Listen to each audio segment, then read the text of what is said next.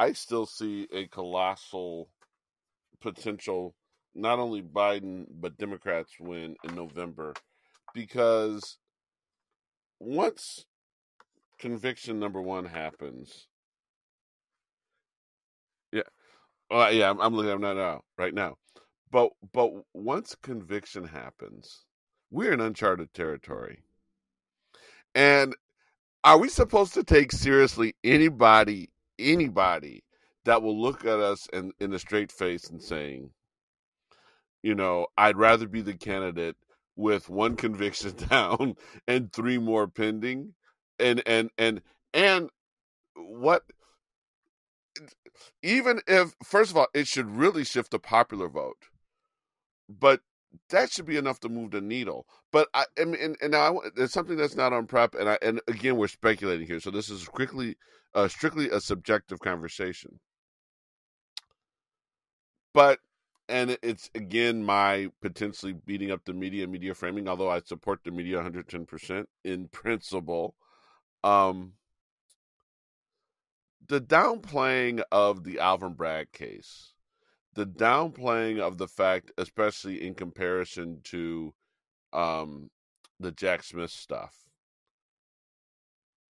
A felony conviction is a felony conviction. Do you think that the downplaying of the Alvin Bragg case is rooted in that there's so much time and money invested in Jack Smith, not from a federal government standpoint, but from a media standpoint, and so much money and time invested in this being a real race? Does the Alvin Bragg case, if it nets a conviction for Trump, it's a felony conviction. He'll be a convicted felon. Is that downplaying more for the fact, in your mind, or at least in my mind, is that downplaying completely owed to the fact that they don't want this race to be over in May? I mean, it's not over till it's over, and the Democrats have to run hard. They can't take anything for granted. But do you think that the almost dismissive attitude that the media has taken towards the Alvin Bragg case is a hush money? And it's kind of like, we tripped up Al Capone over tax evasion as opposed to all the other stuff. Trump, even if Jack Smith went early, it would be good if Trump got, the conviction for the insurrection, for obstructing, an election. That's sexier. Although I don't know if you can get much sexier than, paying hush money to a porn star. What are your thoughts on the downplaying of the Alvin Bragg case? It's interesting, John. You totally stole what I was going to bring up, but that was Al Capone for some reason. You just said we went to the same place. The Alvin Bragg case is the tax evasion charge that's the analogy right there. And I say that because I don't think it's the media downplaying it. I think we also, not me and you, but just generally the left and the country downplays that case, but the other cases are much more serious and criminality, right? You're talking about documents in the visual, right? The boxes of documents, the documents laid out on the floor, right? The Georgia phone call, we heard audio of it, right?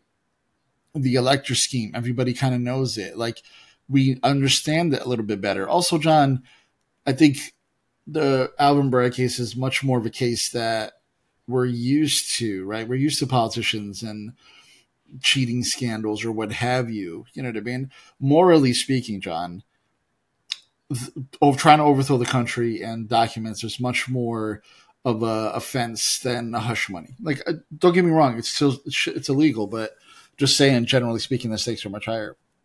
But I was thinking about this week, John, because I actually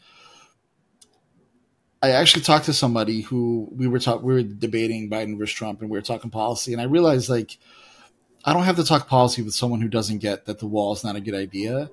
And I just looked at them and I was like, morally, I cannot vote for a man who cheats on his wife with a porn star and then bribes her to shut up about it and then lies about it. So and I looked at them and said, do you morally want to align with that person? And I think it took them by shock because, look, politicians are politicians, right? They're certainly not angels. They're regular people and they make mistakes. But when I looked at them, I said, do you morally want to align with that type of person who's a racist, a xenophobe, who womanizer, who brags openly about going into Miss Teen USA pageant, looking at the teenagers naked? Do you, minus the policy, do you want that person to be president? And I think it took them by shock because they're so used to defending the wall or to defending the immigration or defending what have you, that when you talk personal in that way, it's like, do you want this man to represent you? Do you think he's the best version of us? And I think when we look at the Alvin Bragg case, I think that's our play there, right? The documents case, you could say that he shouldn't be around secrets. The January 6th case, you could say we can't be trusted with power, et cetera, et cetera, et cetera. The Bragg case, also John Bragg case was pre-president, right? If I'm not mistaken. So even if the Supreme Court rules that he's immune from presidential acts, I think the Bragg case would be safe in that way. So I think you're right. There is a downplaying. I do think it's more 360. I don't think it's just the media. I think everybody does it. But we'll be better off, I think, pointing out the moral deficiencies that Trump has using that case, even if it's not going to land him in jail.